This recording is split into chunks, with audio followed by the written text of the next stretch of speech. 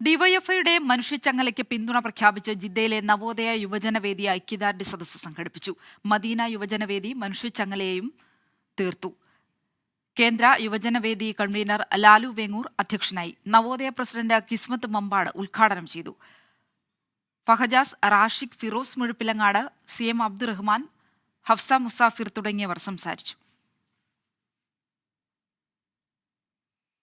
OICC Saudi western regional committee പുതിയ ഭാരവാഹികളെ തെരഞ്ഞെടുത്തു. ഹക്കീം പാറയ്ക്കലാണ് president. Global committee chairman Kumbalath ശങ്കരപ്പിള്ളയാണ് ഭാരവാഹികളെ പ്രഖ്യാപിച്ചത്. OICC സൗദി പടിഞ്ഞാറൻ പ്രവിശ്യയിൽ ഹക്കീം പാറയ്ക്കൽ അധ്യക്ഷനായുള്ള പുതിയ കമ്മിറ്റിയെ ഗ്ലോബൽ ചെയർമാൻ കുമ്പളത്ത് ശങ്കരപ്പിള്ള പ്രഖ്യാപിച്ചു. 4 വൈസ് പ്രസിഡന്റുമാരും 5 ജനറൽ സെക്രട്ടറിമാരും 13 സെക്രട്ടറിമാരും 19 എക്സിക്യൂട്ടീവ് അംഗങ്ങളും പുതിയ കമ്മിറ്റിയിലുണ്ട്. ഷെരീഫ് അറക്കലാണ് ട്രഷറർ. നാഷണൽ കമ്മിറ്റിയിലേക്ക് 5 പേരെയും ഗ്ലോബൽ കമ്മിറ്റിയിലേക്ക് 4 പേരെയും തെരഞ്ഞെടുത്തു. പ്രധാന സ്ഥാനങ്ങളിലേക്ക് ചിലർ നോമിനേഷൻ കൊടുത്തിരുന്നുവെങ്കിലും പിന്നീട് പിൻവലിച്ചതോടെ ഐക്യകണ്ഠ്യേന പുതിയ പാനൽ തെരഞ്ഞെടുക്കപ്പെടുകയായിരുന്നു. ചിലരെ കൂടി പുതിയ കമ്മിറ്റിയിലേക്ക് നോമിനേറ്റ് ചെയ്യുമെന്ന് കുമ്പളത്ത് ശങ്കരപ്പിള്ള പറഞ്ഞു. OICC ജിദ്ദ റീജിയണൽ കമ്മിറ്റിയുടെ പ്രസിഡന്റായിട്ട് മുഹമ്മദ് അബ്ദുൽ ഹക്കീം പ്രസിഡന്റാണ്. കോൺഗ്രസിന് ഇനിയും അതിനകത്ത് ചില നേതാക്കളെ കൂട്ടിച്ചേർക്കേണ്ടതായിട്ടുണ്ട്. അതെല്ലാം ചർച്ചയിലൂടെ ഉണ്ടാകും. സ്ഥാനമൊഴിഞ്ഞ KTA Muneer unofficially global committee member ആണെങ്കിലും ഔദ്യോഗികമായിട്ട് KPCCയിൽ നിന്നും ഗ്ലോബൽ കമ്മിറ്റി മെമ്പറായിട്ട് പ്രഖ്യാപനം വരും. Jeddah, Mecca, Medina, Yanbu, Tabuk തുടങ്ങിയ പ്രദേശങ്ങളടങ്ങിയതാണ് സൗദിയുടെ പടിഞ്ഞാറൻ പ്രവിശ്യ. 9 വർഷങ്ങൾക്ക് ശേഷമാണ് പുതിയ കമ്മിറ്റി നിലവിൽ വരുന്നത്. ഇനി എല്ലാ 3 വർഷം കൂടുമ്പോഴും പുതിയ കമ്മിറ്റി തെരഞ്ഞെടുക്കപ്പെടുമെന്നും ഗ്ലോബൽ ചെയർമാൻ അറിയിച്ചു. പ്രവാസ ലോകത്തുള്ള OICC പ്രവർത്തകർക്ക് കേരളത്തിൽ കോൺഗ്രസ് കമ്മിറ്റികളിൽ പ്രവർത്തിക്കാനുള്ള അവസരം നൽകണമെന്ന് KPCCയോടും DCC കമ്മിറ്റികളോടും അഭ്യർത്ഥിച്ചിട്ടുണ്ട് എന്നും കുമ്പളത്തെ ശങ്കരപ്പിള്ള പറഞ്ഞു. ജലീൽ കണമകലം, 24 ജിദ്ദ. രാഹുൽ ഗാന്ധിയുടെ ഭാരത് ജോഡോ ന്യായ് യാത്ര നീതിക്ക് വേണ്ടിയുള്ള പോരാട്ടമെന്ന് KPCC രാഷ്ട്രീയകാര്യ സമിതി അംഗം M. ലിജു. ദമാമിൽ OICC ആലപ്പുഴ ജില്ലാ കമ്മിറ്റി സംഘടിപ്പിച്ച പരിപാടിയിൽ മുഖ്യാതിഥിയായി എത്തിയ ലിജു മാധ്യമപ്രവർത്തകരുമായി സംസാരിക്കുകയായിരുന്നു.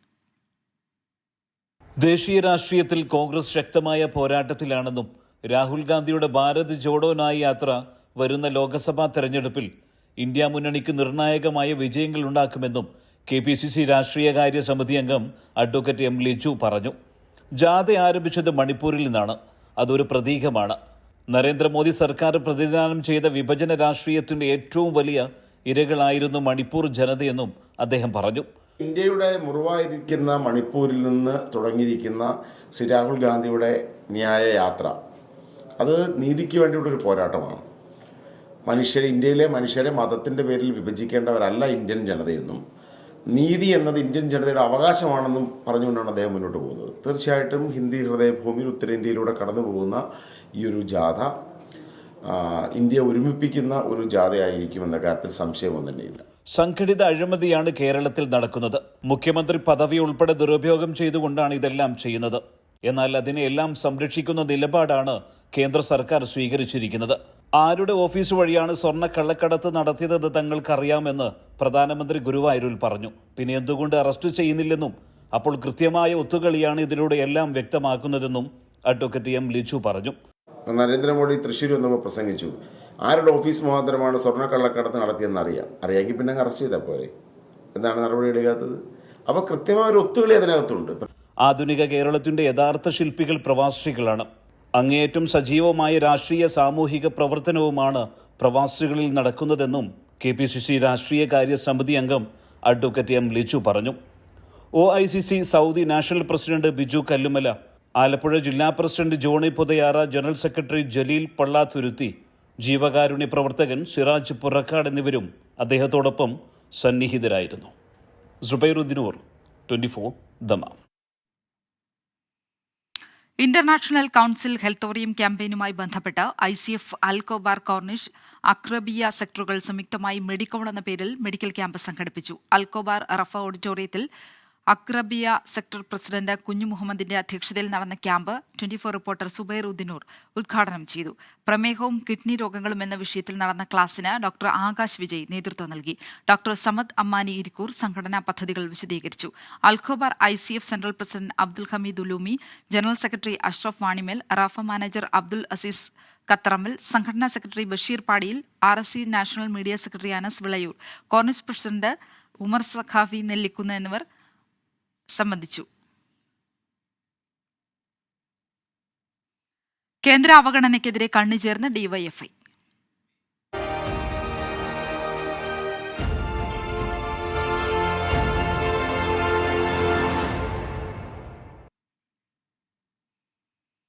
കേന്ദ്ര സർക്കാരിന്റെ കേരളത്തോടുള്ള അവഗണനയ്ക്കെതിരെ കാസർഗോഡ് മുതൽ തിരുവനന്തപുരം രാജ്ഭവൻ വരെ മനുഷ്യച്ചങ്ങല തീർത്ത ഡിവൈഎഫ്ഐ. ഇടതുമുന്നണി നേതാക്കളും സാമൂഹ്യ സാംസ്കാരിക രംഗത്തെ പ്രമുഖരും മനുഷ്യച്ചങ്ങലയിൽ കണ്ണികളായി. കേന്ദ്ര സർക്കാരിന്റെ കണ്ണു തുറപ്പിക്കുന്ന സമരശക്തിയായി മനുഷ്യച്ചങ്ങല മാറിയെന്ന് CPIM സംസ്ഥാന സെക്രട്ടറി MV ഗോവിന്ദൻ പറഞ്ഞു. ഇനിയും സഹിക്കണോ ഈ കേന്ദ്ര അവഗണന എന്ന മുദ്രാവാക്യം ഉയർത്തി ഡിവൈഎഫ്ഐ സംഘടിപ്പിക്കുന്ന ഈ മനുഷ്യ മഹാശൃംഖലയിൽ ഞാനും കണ്ണുചേരുന്നു. ഇനിയും സഹിക്കണോ ഈ കേന്ദ്ര അവഗണന എന്ന മുദ്രാവാക്യം ഉയർത്തിയാണ് കാസർഗോഡ് റെയിൽവേ സ്റ്റേഷൻ മുതൽ തിരുവനന്തപുരത്ത് രാജ്ഭവൻ വരെ 651 കിലോമീറ്റർ ദൂരത്തിൽ ഡിവൈഎഫ്ഐ മനുഷ്യച്ചങ്ങല തീർത്തത്. സാഹിത്യ, സാംസ്കാരിക, സാമൂഹ്യ മേഖലയിൽ നിന്നുള്ള പ്രമുഖർ ചങ്ങലയിൽ കണ്ണുചേർന്നു. ഡിവൈഎഫ്ഐ അഖിലേന്ത്യാ പ്രസിഡന്റ് A. റഹീം കാസർഗോഡ് ആദ്യ കണ്ണിയായപ്പോൾ LDF കൺവീനർ EP ജയരാജൻ രാജ്ഭവന് മുന്നിൽ അവസാന കണ്ണിയായി. മനുഷ്യച്ചങ്ങലയ്ക്ക് പുറമെ കേന്ദ്ര സർക്കാരിനെതിരെ പ്രതിജ്ഞയുമെടുത്തു. ഒരു വർഷം 2 കോടി പുതിയ തൊഴിൽ വാഗ്ദാനം ചെയ്തിട്ട് ഈ നാട്ടിലെ ചെറുപ്പത്തെ വഞ്ചിക്കുകയാണ് നരേന്ദ്രമോദി സർക്കാർ ചെയ്തത്. 2 കോടി പോയിട്ട് 2 ലക്ഷം പുതിയ തൊഴിലവസരം പോലും കൊടുത്തില്ല എന്ന് മാത്രമല്ല, നിലവിലുള്ള തൊഴിലവസരങ്ങൾ പൂർണ്ണമായും നിഷേധിക്കുന്ന സമീപനമാണ് തുടരുന്നത്. പ്രധാന സ്ഥലങ്ങളിൽ പൊതുയോഗവും സംഘടിപ്പിച്ചു. രാജ്ഭവന് മുന്നിൽ സംഘടിപ്പിച്ച പൊതുയോഗം CPIM സംസ്ഥാന സെക്രട്ടറി MV ഗോവിന്ദൻ ഉദ്ഘാടനം ചെയ്തു.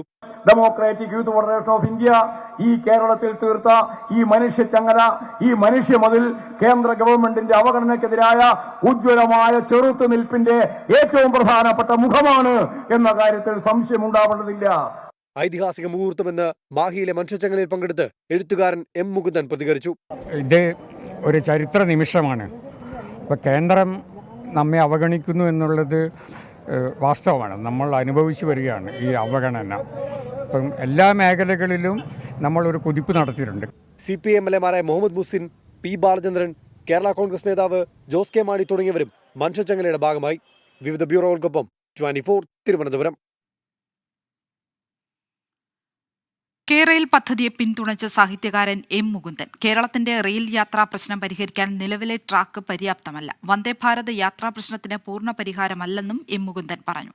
കണ്ണൂരിൽ ഡിവൈഎഫ്ഐയുടെ മനുഷ്യച്ചങ്ങലയിൽ പങ്കെടുത്താണ് M. മുകുന്ദന്റെ പ്രതികരണം. കെ-റെയിൽ ഇന്ന് നമ്മൾ കേരളത്തിൽ എവിടെ പോയി കഴിഞ്ഞാലും വാഹനക്കുരുക്കുകളാണ്. അപ്പോൾ ഇപ്പോഴത്തെ റെയിൽ പാതകൾ ഉപയോഗിച്ചുകൊണ്ട് നമുക്കൊരിക്കലും വലിയ ട്രെയിനുകൾ വേഗതയിൽ സാധിക്കില്ല. അത് എത്ര തന്നെ വന്ദേ ഭാരത് എക്സ്പ്രസ് ട്രെയിനുകൾ വന്നാലും അത് സാധിക്കില്ല. കാരണം നമ്മുടെ റെയിലുകൾ അതിന് സജ്ജമല്ല എന്നുള്ളതാണ്.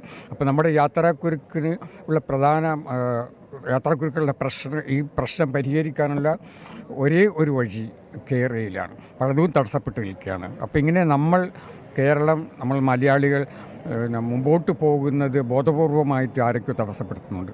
അതിനെതിരായിട്ടുള്ള ഒരു പ്രതിഷേധ ഇരമ്പലാണ് നമ്മളിവിടെ കാണുന്നത്. കുവൈറ്റിൽ ജിലീബ് അൽ ഷുയൂഖ് പ്രദേശത്ത് 4 വാഹനങ്ങൾക്ക് തീപിടിച്ചു. ജിലീബ് പ്രദേശത്ത് പാർക്ക് ചെയ്തിരുന്ന 2 ട്രെയിലറുകളിലും ഒരു ബസ്സിലും കാറിലുമാണ് തീ പടർന്നതെന്നാണ് റിപ്പോർട്ട്. അഗ്നിശമന സേന എത്തി തീ നിയന്ത്രണ വിധേയമാക്കി. തീപിടുത്തത്തിൽ ആർക്കും പരിക്കില്ല. അയോധ്യയിൽ ഒരുക്കങ്ങൾ അന്തിമഘട്ടത്തിൽ.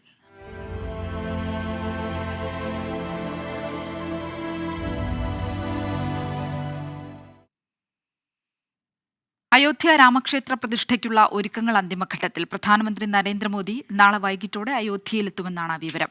അയോധ്യയിലും പരിസര പ്രദേശങ്ങളിലും സുരക്ഷ ശക്തമാക്കി. അയോധ്യയിൽ നിന്ന് S. വിജയകുമാർ തയ്യാറാക്കിയ റിപ്പോർട്ട്. അയോധ്യയിലെ പ്രാണപ്രതിഷ്ഠയ്ക്കുള്ള ഒരുക്കങ്ങൾ ഏതാണ്ട് പൂർത്തിയായി എന്ന് തന്നെ വേണമെങ്കിൽ പറയാം. ഇനി ശേഷിക്കുന്നത് ഈ ക്ഷേത്രവുമായി ബന്ധപ്പെട്ട താന്ത്രിക വിധിപ്രകാരം ചെയ്യേണ്ട ചില ജോലികൾ അല്ലെങ്കിൽ പൂജാകാര്യങ്ങൾ മാത്രമാണുള്ളത്. ഇന്ന് ഗർഭഗൃഹം ശുചിയാക്കുക എന്ന ഒരു ജോലിയാണ് നടന്നത്. അത് ഈ പൂജയുടെ ഒക്കെ ഭാഗമായി ചെയ്തു തീർക്കേണ്ട ഒന്നാണ്. അത് കഴിഞ്ഞ് നാളെയുള്ളത് ഇതിനോടനുബന്ധിച്ച് ഈ പ്രതിഷ്ഠാ ചടങ്ങിനനുബന്ധിച്ചുള്ള ചില പൂജാകർമ്മങ്ങളാണുള്ളത്. അത് നാളെ പൂർത്തിയാകും. പ്രധാനമന്ത്രി നരേന്ദ്രമോദി നാളെ ഉച്ചയ്ക്ക് ശേഷം അയോധ്യയിൽ എത്തുമെന്നത് ഏറെക്കുറെ ഇപ്പോൾ ഉറപ്പിച്ചിട്ടുണ്ട്. അദ്ദേഹം നാളെ അയോധ്യയിലായിരിക്കും ക്യാമ്പ് ചെയ്യുക. അതിനുശേഷം അതായത് ഈ പ്രാണപ്രതിഷ്ഠ നടക്കുന്ന ദിവസം രാവിലെ സരയൂ നദിയിൽ അദ്ദേഹം സ്നാനം ചെയ്യും.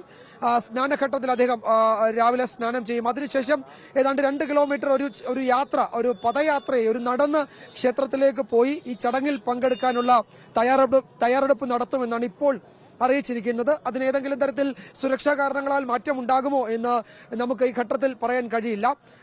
ഏതായാലും അതിനനുബന്ധമായ സുരക്ഷാ ക്രമീകരണങ്ങളാണ് ഇവിടെ ഏർപ്പെടുത്തിയിരിക്കുന്നത്. ഇവിടേക്ക് രാജ്യത്തിന്റെ നാനാഭാഗത്തു നിന്നും ഈ തീർത്ഥാടകർ വന്നുകൊണ്ടിരിക്കുകയാണ്. ലക്ഷക്കണക്കിന് ആളുകൾ ഇതിനോടകം ഈ അയോധ്യ നഗരത്തിൽ എത്തിയിട്ടുണ്ട്.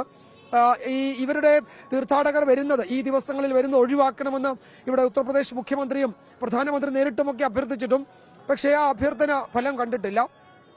വിവിധ ഭാഗങ്ങളിൽ നിന്ന് തീർത്ഥാടക സംഘങ്ങൾ ഇങ്ങനെ ഇന്നലെയും ഇന്നുമൊക്കെ ഇവിടേക്ക് ഒഴുകുകയാണ്. അവിടെ കൊണ്ട് ഈ അയോധ്യ നഗരം നിറഞ്ഞിട്ടുണ്ട്. ഈ അയോധ്യ നഗരത്തിന് ഉൾക്കൊള്ളാൻ കഴിയുന്നതിലും അധികം ആളുകൾ ഇതിനോടകം ഇവിടെ വന്നു ചേർന്നിട്ടുണ്ട്. അതിൽ ആകെ 7000 പേർക്ക് മാത്രമേ ഈ പ്രാണപ്രതിഷ്ഠ ചടങ്ങ് കാണാൻ കഴിയുള്ളൂ, നേരിട്ട് കാണാൻ കഴിയുള്ളൂ. അവരെ ക്ഷേത്രത്തിൽ അനുവദിച്ചിട്ടുള്ളൂ, അതിന്റെ ചുറ്റുപാടും അനുവദിച്ചിട്ടുള്ളൂ. ബാക്കിയുള്ളവർക്ക് വേണ്ടി അവരവർക്ക് വലിയ സ്ക്രീനുകളൊക്കെ സ്ഥാപിച്ച് അതിലൊക്കെ കാണിക്കുന്നുണ്ട്.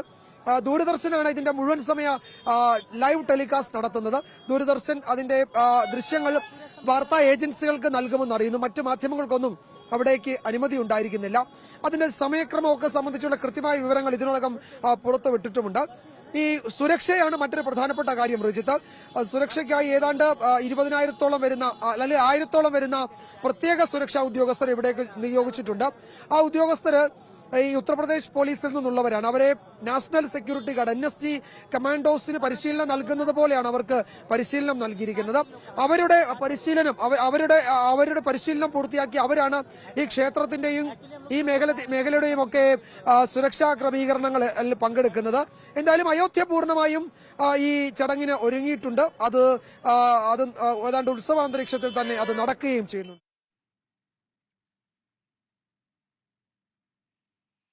അയോധ്യയിലെ രാമക്ഷേത്ര പ്രതിഷ്ഠയുമായി ബന്ധപ്പെട്ട വിവാദങ്ങളിൽ പ്രതികരണം പാടില്ലെന്ന് BJP ദേശീയ നേതൃത്വം നേതാക്കൾക്ക് നിർദ്ദേശം നൽകി. പ്രതിഷ്ഠാദിന ചടങ്ങുകൾക്ക് രാഷ്ട്രീയ നിറം കൊടുക്കുന്ന ഒന്നും പാടില്ലെന്നാണ് നിർദ്ദേശം. അതേസമയം പ്രാണപ്രതിഷ്ഠയ്ക്ക് അവധി പ്രഖ്യാപിക്കുന്ന നടപടി തുടരുകയാണ്. ഡൽഹിയിലെ ബാബർ റോഡിന്റെ പേര് അയോധ്യ മാർഗെന്ന് മാറ്റി ഹിന്ദു ബോർഡ് സ്ഥാപിച്ച ബോർഡ് പോലീസ് നീക്കം ചെയ്തു. രാമക്ഷേത്ര പ്രതിഷ്ഠയ്ക്ക് മണിക്കൂറുകൾ മാത്രം ബാക്കി. രാഷ്ട്രീയ വിവാദങ്ങൾക്ക് ചെവി കൊടുക്കാതെ BJPയും ഉത്തർപ്രദേശ് സർക്കാരും. എന്തു പ്രതികരണവും കരുതലോടെ മാത്രമെന്ന കർശന നിർദ്ദേശമാണ് നേതാക്കൾക്ക് BJP നൽകിയിരിക്കുന്നത്. പ്രധാനമന്ത്രി പങ്കെടുക്കുന്ന ചടങ്ങിന്റെ മാറ്റു കുറയരുത് എന്ന മുന്നറിയിപ്പ് നിലനിൽക്കുന്നതിനാൽ പ്രതികരണങ്ങളിലും ആ ജാഗ്രത കാണാം. ഹൈക്കമാൻഡ് വിലക്ക് മറികടന്ന് ചടങ്ങിൽ പങ്കെടുക്കുമെന്ന് UP കോൺഗ്രസ് നേതൃത്വം അറിയിച്ചിട്ടുണ്ട്. തൽക്കാലം ഏറ്റുമുട്ടൽ വേണ്ടെന്നാണ് AICC നിലപാട്.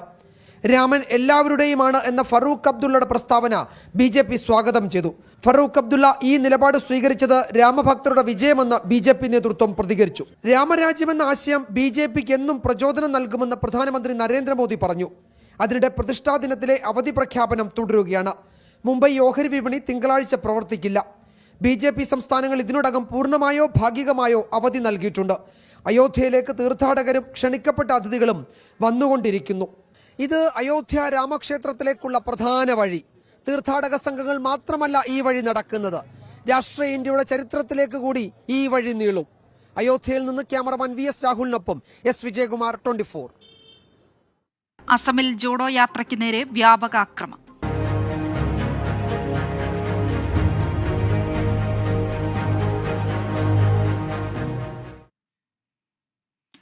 രാഹുൽ ഗാന്ധി നയിക്കുന്ന ഭാരത് ജോഡോ ന്യായ് യാത്രയ്ക്ക് നേരെ അസമിൽ ആക്രമണം. ലഖിംപൂരിൽ വാഹനങ്ങൾക്ക് നേരെ കല്ലേറുണ്ടായി, ബോർഡുകളും തകർത്തു. യാത്രയിലെ ജനപങ്കാളിത്തം കണ്ട് ഭയന്ന മുഖ്യമന്ത്രി ഹിമന്ത ബിശ്വ ശർമ്മയാണ് ആക്രമണത്തിന് പിന്നിലെന്ന് കോൺഗ്രസ് ആരോപിച്ചു. അരുണാചൽ പ്രദേശിലേക്ക് പ്രവേശിച്ച ഭാരത് ജോഡോ ന്യായ് യാത്ര നാളെ അസമിൽ തിരിച്ചെത്തും. കോൺഗ്രസ് നേതൃത്വം തന്നെയാണ് ആക്രമണത്തിന്റെ ദൃശ്യങ്ങൾ പുറത്തുവിട്ടത്. വാഹനങ്ങളുടെ ചില്ലുകളും യാത്രയുടെ ഫ്ലക്സ് ബോർഡുകളും വ്യാപകമായി നശിപ്പിച്ചു.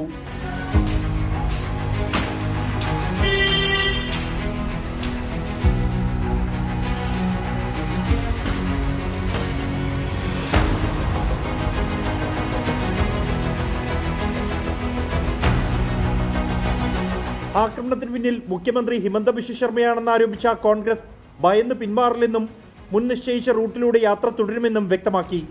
हम लोग भारतीय जनता पार्टी से कहना चाहते हैं कि हमारे नेता राहुल गांधी जी, कांग्रेस पार्टी के तमाम कार्यकर्ता घबराने और डरने वाले नहीं। भारत जोड़ो न्याय यात्रा जो चल रही है, हिंदुस्तान के अंदर न्याय की आवाज उठाने की ये यात्रा है, ये कभी भी ना तो रुकेगी, ना हमारे नेता किसी भी प्रकार से घबराएंगे, ना किसी प्रकार से डरेंगे। കോൺഗ്രസ് അധ്യക്ഷൻ മല്ലികാർജ്ജുൻ ഖാർഗെ ഉൾപ്പെടെയുള്ളവർ ആക്രമണത്തെ അപലപിച്ചു. ഇന്ന് രാവിലെ ബോഗി നദിയിൽ നിന്നും ആരംഭിച്ച രാഹുൽ ഗാന്ധിയുടെ യാത്ര ഗുംതോ വഴി അരുണാചൽ പ്രദേശിൽ പ്രവേശിച്ചു. ഇറ്റാനഗറിലെ മൈദുൻ ഗേറ്റിൽ പദയാത്രയ്ക്ക് ശേഷം നാളെ ഭാരത് ജോഡോ ന്യായ് യാത്ര അസമിൽ തിരിച്ചെത്തും. 24 ഡൽഹി. വിജിലൻസിന് മുന്നിൽ ഹാജരായി മാത്യു കുഴൽനാടൻ.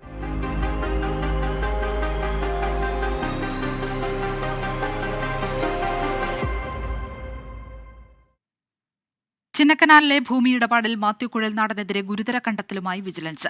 50 സെന്റ് സർക്കാർ ഭൂമി കയ്യേറിയെന്നാണ് കണ്ടെത്തൽ. കയ്യേറിയ അധിക ഭൂമി തിരിച്ചുപിടിക്കാൻ സർക്കാരിന് ശുപാർശ നൽകും. കയ്യേറ്റവുമായി ബന്ധപ്പെട്ട മാത്യു കുഴൽനാടനെ വിജിലൻസ് ചോദ്യം ചെയ്തു. സർക്കാർ ഭൂമിയുണ്ടെങ്കിൽ വിജിലൻസിന് തുടർ നടപടികൾ സ്വീകരിക്കാമെന്ന് മാത്യു കുഴൽനാടൻ പ്രതികരിച്ചു. ചിന്നക്കനാലിലെ ഭൂമി രജിസ്റ്റർ ചെയ്തതിൽ 1000 ചതുരശ്ര അടി വിസ്തീർണമുള്ള കെട്ടിടത്തിന്റെ കാര്യം മാത്യു കുഴൽനാടൻ മറച്ചുവെച്ചു. ഇതുവഴി നികുതി വെട്ടിപ്പ് നടത്തിയെന്നാണ് വിജിലൻസിന്റെ പ്രധാന കണ്ടെത്തൽ. 50 സെന്റ് സർക്കാർ ഭൂമി മാത്യുവിന്റെ കൈവശമുണ്ടെന്നും വിജിലൻസ് പറയുന്നു. ഇത് തിരിച്ചുപിടിക്കാനുള്ള നടപടി സ്വീകരിക്കും. എന്നാൽ ഭൂമി ഇതുവരെ അളന്നു നോക്കിയിട്ടില്ലെന്നും അന്വേഷണത്തോട് പൂർണ്ണമായും സഹകരിക്കുമെന്നും മാത്യു കുഴൽനാടൻ. പിണറായി വിജയൻ സർക്കാരിൻ്റെ ഏത് അന്വേഷണത്തെയും ഞാൻ സ്വാഗതം ചെയ്യും. അന്വേഷണത്തിൽ സഹകരിച്ചിട്ടുണ്ട്. ഇനി ഒരുപക്ഷെ അവർ എന്താണ് ഇതിൻ്റെ അകത്ത് നെക്സ്റ്റ് സ്റ്റെപ്പ്, അല്ലെങ്കിൽ അവരെന്ത് ചാർജാണ് കാണുന്നത് എന്ന് പറഞ്ഞാൽ അതും ഞാൻ ജനങ്ങളോട് എക്സ്പ്ലെയിൻ ചെയ്യും. അധികാരം ദുർവിനിയോഗം ചെയ്ത് അപകീർത്തിപ്പെടുത്താൻ പരിശ്രമിച്ചാൽ ഞാൻ അതിനെ 100% നിയമപരമായി തന്നെ നേരിടും. 2008 മിച്ചഭൂമി കേസിൽ ഉൾപ്പെട്ട സ്ഥലത്താണ് മാത്യു കുഴൽനാടന്റെ റിസോർട്ട് സ്ഥിതി ചെയ്യുന്നത്. ഈ സ്ഥലം വിൽക്കാനാവില്ല. വില്ലേജ് ഓഫീസർ ചട്ടങ്ങൾ മറികടന്നാണ് ഭൂമി പോക്കുവരവ് ചെയ്ത് നൽകിയത്. എന്നാൽ ഇതിൽ മാത്യു കുഴൽനാടന് പങ്കുള്ളതായി വിജിലൻസിന് തെളിവില്ല. CPIM എറണാകുളം ജില്ലാ സെക്രട്ടറി CN മോഹനന്റെ പരാതിയിലാണ് മാത്യുവിനെതിരായ വിജിലൻസ് അന്വേഷണം. വിജിലൻസ് റിപ്പോർട്ടിന്റെ അടിസ്ഥാനത്തിലാകും കേസെടുക്കുന്ന കാര്യം പരിഗണിക്കുക. 24 ഇടുക്കി. രൺജിത്ത് ശ്രീനിവാസൻ വധക്കേസിൽ 15 പ്രതികളും കുറ്റക്കാർ.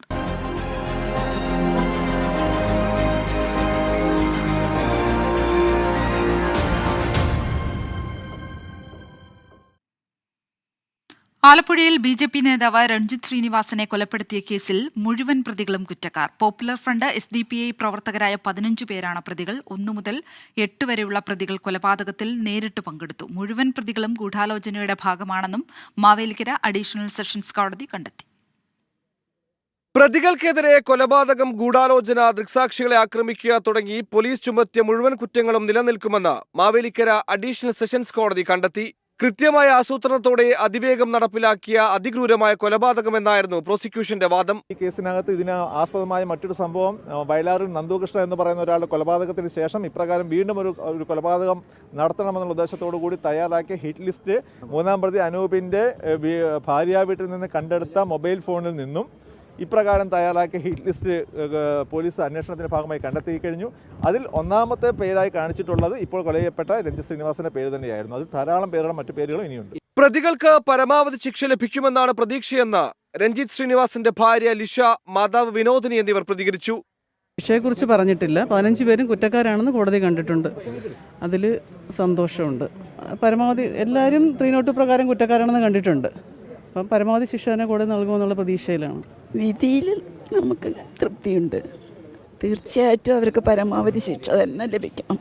ആലപ്പുഴയിലെ BJP നേതാവും OBC മോർച്ച സംസ്ഥാന സെക്രട്ടറിയുമായിരുന്ന രഞ്ജിത്ത് ശ്രീനിവാസൻ 2021 ഡിസംബർ 19-നാണ് കൊല്ലപ്പെട്ടത്. SDPI സംസ്ഥാന സെക്രട്ടറിയായിരുന്ന KS ഷാൻ കൊല്ലപ്പെട്ട് മണിക്കൂറുകൾക്കകമാണ് വീട്ടുകാർക്ക് മുന്നിൽ വെച്ച് രഞ്ജിത്തും കൊല്ലപ്പെട്ടത്. ഷാൻ വധക്കേസിൽ 11 RSS BJP പ്രവർത്തകർ അറസ്റ്റിലായിരുന്നു. ഇവരെല്ലാം ജാമ്യത്തിലാണ്. ഈ കേസ് ആലപ്പുഴ അഡീഷണൽ സെഷൻസ് കോടതി അടുത്ത മാസം 2-ാം തീയതി വീണ്ടും പരിഗണിക്കും. 24 ആലപ്പുഴ. തൃശൂരിൽ കളം നിറഞ്ഞ മുന്നണികൾ.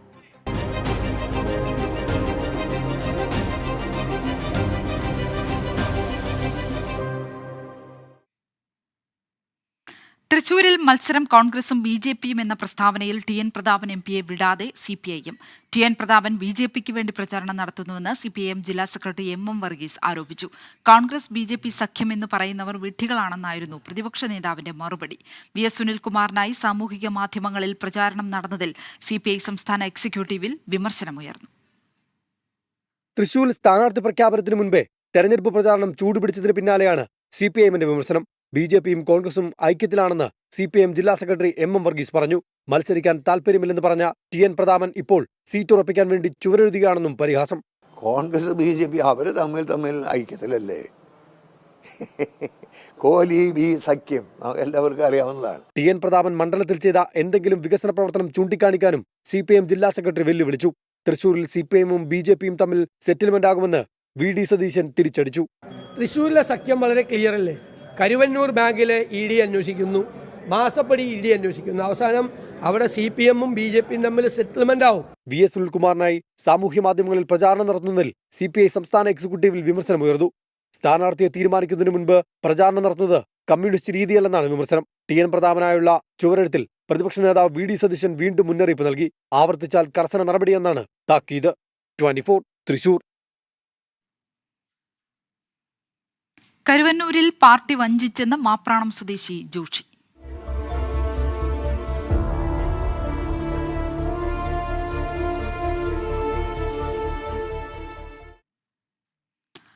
കരുവന്നൂർ സഹകരണ ബാങ്കിൽ നിക്ഷേപിച്ച തുക തിരിച്ചുകിട്ടാത്തതിനാൽ ദയാവധത്തിന് അനുമതി തേടി മാപ്രാണം സ്വദേശി ജോഷി ഹൈക്കോടതി ചീഫ് ജസ്റ്റിസിനും മുഖ്യമന്ത്രിക്കും കത്തയച്ചു. സി.പി.ഐ. അനുഭാവികളായ നിക്ഷേപകരെ പാർട്ടി നേതൃത്വം വഞ്ചിച്ചെന്ന് ജോഷി ആരോപിച്ചു.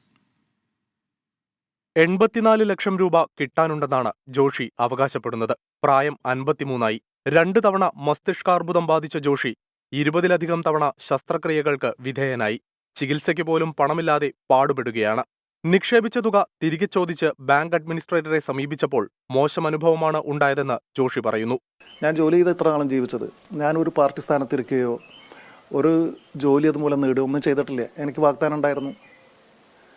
ഞാൻ വേണ്ടെന്നാണ് പറഞ്ഞത്. ജോലി ചെയ്ത് ജീവിച്ചോളാന്ന് പറഞ്ഞത്. ആ ജോലി ചെയ്തുണ്ടാക്കിയ കാശും അതും ഞാൻ 2 കാലം തകർന്ന് കിടന്നതിന് ശേഷം ഉണ്ടാക്കിയ പൈസയാണ്. പിന്നെ എൻ്റെ വീട്ടിലെ അമ്മയുടെയൊക്കെ ഫെഡറൽ ബാങ്കിലുണ്ടായിരുന്ന പൈസയാണ് ഡെപ്പോസിറ്റ് ചെയ്തത്. അതൊക്കെ തിരിച്ചു മേടിച്ച് കഴിഞ്ഞിട്ട് തരില്ല എന്ന് പറയുന്ന ധിക്കാരവും ധാർഷ്ട്യവും. ഇനി ഞാൻ എന്തിനാ ജീവിക്കണേ? കരുവന്നൂർ സഹകരണ ബാങ്ക് പ്രതിസന്ധിയിലായപ്പോൾ സി.പി.ഐ.എം നേതാക്കൾ പണം പിൻവലിച്ചെന്നും സാധാരണക്കാരെ കൈയൊഴിഞ്ഞെന്നും ജോഷി. നമ്മുടെ പാർട്ടിയായിട്ട് ബന്ധപ്പെട്ട ആളുകൾ മുഴുവൻ അവരുടെ അടുത്ത ആളുകളുടെയും ബന്ധുക്കളുടെയും അവരായിട്ട് നിക്ഷേപിച്ച ആൾക്കാരുടെ മുഴുവൻ പണം പിൻവലിച്ചു. ഇവരാണ് ബാങ്കിനെ തകർത്തത്. അത് കഴിഞ്ഞിട്ട് ഇടത് അനുഭവമുള്ള ആളുകളുടെയാണ് ഇവിടുത്തെ 90% നിക്ഷേപങ്ങളും. അവരെ മുഴുവൻ പൊട്ടന്മാരാക്കിക്കൊണ്ട് പിന്നെ ഒരു അഡ്മിനിസ്ട്രേറ്ററെ കൊണ്ടുവയ്ക്കുക. എന്നിട്ട് പാർട്ടി ഓഫീസ് എന്ന് പറയുന്ന പോലെ അയാൾ പ്രവർത്തിക്കുക, ആളുകളെ നിഷേധിക്കുക, പൈസ കൊടുക്കാതിരിക്കുക. പണം തിരികെ ലഭിക്കാൻ കോടതിയെ സമീപിച്ചതോടെ സി.പി.ഐ.എം അനുഭാവിയായ തന്നെ ഒറ്റപ്പെടുത്തിയെന്നും ജോഷി പറയുന്നു. ഇതോടെയാണ് മരിക്കാൻ അനുവദിക്കണമെന്നാവശ്യപ്പെട്ട് ഹൈക്കോടതി ചീഫ് ജസ്റ്റിസിനും മുഖ്യമന്ത്രിക്കും കത്തയച്ചത്. ജോഷിക്ക് 72 ലക്ഷം രൂപ നൽകാനുണ്ടെന്നാണ് ബാങ്കിന്റെ കണക്ക്. 24 തൃശൂർ. ഗൾഫ് ഫോക്കസ് പൂർണ്ണമാകുന്നു. നമസ്കാരം.